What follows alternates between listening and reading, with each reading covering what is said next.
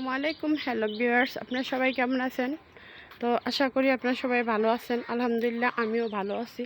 তো আজকে এখন আপনাদেরকে নিয়ে চলে যাব ছাদ বাগানে। তো ছাদ বাগানে যেয়ে আমি কটা শাক উঠাইব, পুঁই শাক কেটে নিব। তো প্রথমেই দেখতেছি মিশু বসে আছে ছাদে, ওই কারোরে উঠতে দেয় না, কারণ আমার ফলের গাছগুলো নষ্ট করে ফেলাইলে শাক সবজি সব কিছুই আছে। তো প্রথমে এগুলো কেটে নিছি। তা এই আর কয়টা কাটা নিব, এটি হবে না, যেহেতু শাক রান্না করলে একদম কমে যায়। তার কটা শাক আমি এখান থেকে কেটে নিব। এই দেখুন আমার পুঁই শাক, এখানে হচ্ছে সাদা পুঁই শাক, আর ওইখানে আমি লাগাইছি লাল পুঁই শাক। তো আমার সবচেয়ে পছন্দ হয়েছে লাল পুঁই শাকটা, কারণ সবুজের ভিতরে লাল দেখা যায়, অনেক সুন্দর লাগে। আমি এখন কাটা নিব, কাটার দিয়ে এইভাবে কেটে ফেলবো। তারপর আমি আস্তে আস্তে করে এগুলো নিয়ে নিব, এই তো নিয়ে নিব। তবে লাল পোশাকটা পুরোটাই কেটে ফেলাই, যেহেতু এখানে সাদা পোশাক আছে, লালটা ভালো লাগবে না। এই তো কাট কাট রে বাবা কাট। এখান থেকে আমি আর কয়টা কেটে নিয়ে নিলাম, যেহেতু অল্প কাটা হবে না, কাটা দিলে আবার কুশি ছেড়ে আবার বড় হবে। দেখুন আর বেশি ঘন হয়ে গেছে, কিছু পাতলা করেও দেওয়া লাগে।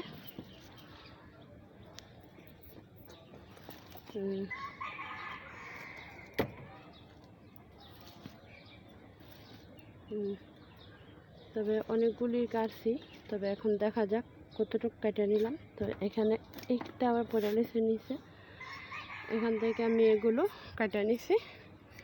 তো এখন আমি দেখব কতগুলো কাটছি। এই যে প্রথমে কেটে নিলাম, এগুলো হাতে নিলাম, এগুলো হাতে নিলাম, এই যে ভালো পোশাকগুলো কাটা হয়েছে। এই তো লাল পোশাকটা আমার খুব পছন্দের শাক। আরেকটা ওই চালের উপরে পড়ে আছে, ওইটা তোলা সম্ভব না। এই যে এটা কেটে নিলাম। কত সুন্দর টাটকা শাকসবজি, নিজে হাতে গাছ লাগাইলে টাটকা শাকসবজি খাওয়া যায়। এর আগে কাটা নিচ্ছি, এখন আবার এগুলো কাটা নিলাম। এই যে দেখছেন অনেকগুলো হয়েছে, অনেকগুলো। আমি এগুলো দুটো আলু দিয়ে সাথে ভাজি করব, তাই আমি কেটে নিচ্ছি। সকালবেলা শাক ভাজি খাবো, গরম ভাত রান্না করব। কি মিশু, মিশু, মিশু, মিশু রাগ করছে।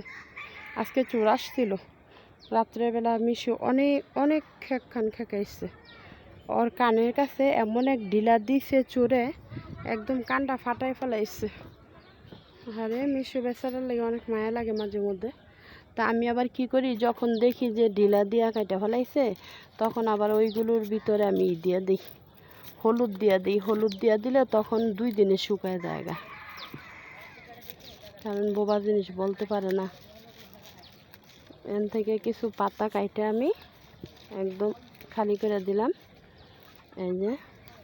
এই যে হ্যাঁ, ডেমি লাগাইছিলাম, ডেমি থেকে যাই খাইলাম।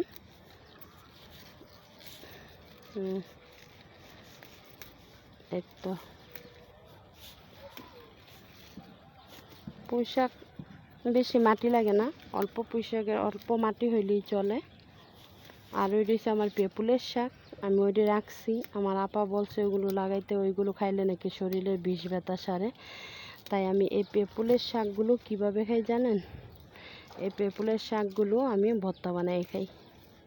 তবে আজকে পেঁপুলের শাক খাবো না, আজকে খাবো পুঁই শাক, যার কারণে আজকে আমি পুঁই শাক পাততেছি।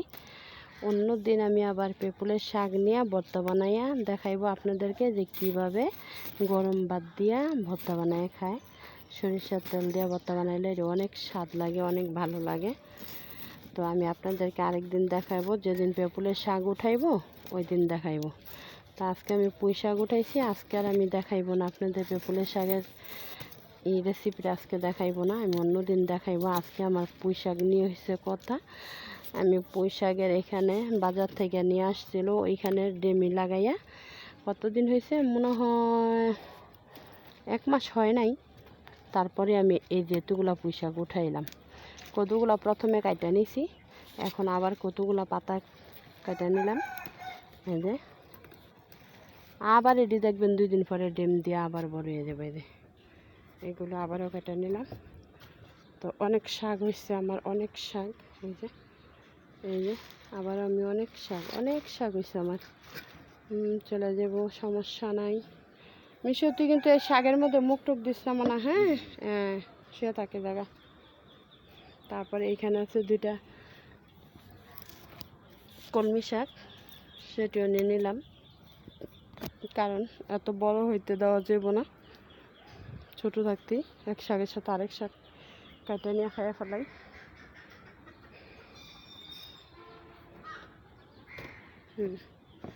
একদম ছাটাই বাটাই করে দিছি। গরমের দিন এত জাপটালো ভালো লাগে না। গরমের ভিতরে তোরা একটু নিঃশ্বাস ছাড়, যেহেতু গরম অনেক।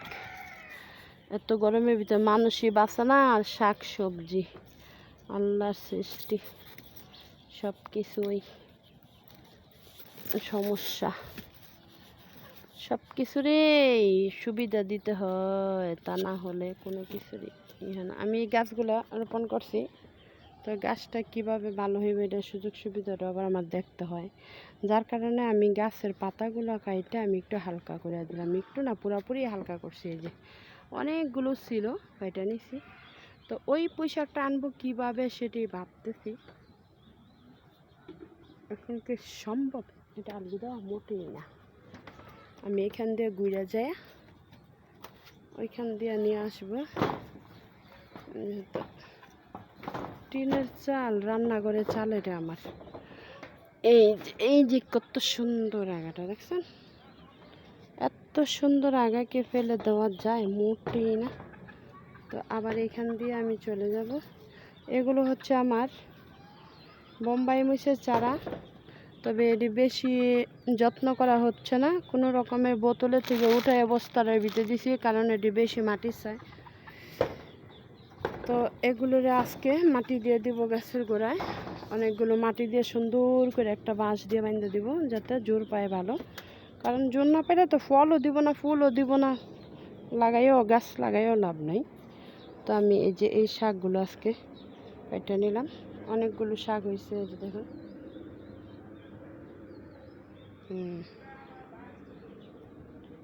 আজকে আমার ছাদ বাগানের অনেক কাজ। ছাদ বাগানের কাজগুলো করতে করতে আজকে মনে হয় যে অনেক সময় লাগবে। সকালবেলা ঘুমের থেকে উঠে, আজানের সময় ঘুমের থেকে উঠে এটা দিব আবার একটু ক্লিয়ার কইরা, কারণ এটা অনেক দিন যাবতই এই ডাটাগুলা বিছিয়ে সারিছে। এই ডাটাগুলার বিছিয়ে সারিছে, বিসি হয়তো পড়ছেও। তো আমি আজকে এই ডাটাগুলা কাইটটা আমি এটারও একটু হালকা করে দিব, কারণ গাছও একটু খোলামেলা ইচ্ছায়। এই তো এত ডাটা মোটা দিয়ে একদম পুরা ঢাইকা রাখছে, দেখছেন? এই যে পুরা ডাটা দিয়ে ঢাইকা রাখছে। এত আমার বিচির প্রয়োজন নেই। যেগুলো পড়ছে এগুলো যথেষ্ট, অনেক দিন হয়েছে এই বিচিগুলো যে পড়ছে। এই যে এখন বলছে এটা সাইডা দিয়ে মাকাইন দেওয়া পারছি, অনেক অনেক ক্লিয়ার হয়েছে। এই যে অনেক ক্লিয়ার হয়েছে। এই আবর্জনাটি এটির উপরে ছিল, তো এইখান থেকে আমি বাইসা কতগুলো পাতা রাখবো, যে পাতাগুলো রাখা যায় এটি রাখবো। মাটি হইলে হয়তো অনেক জায়গা নিয়ে এটি অনেক হয়ে যেত। তো এখন তার মাটি না, ফুমের ভিতরে যে কটা বিচি মিশি পড়ছে এটি চারা উঠবো, আর যে কটা গাছ আছে এটি আমার যথেষ্ট।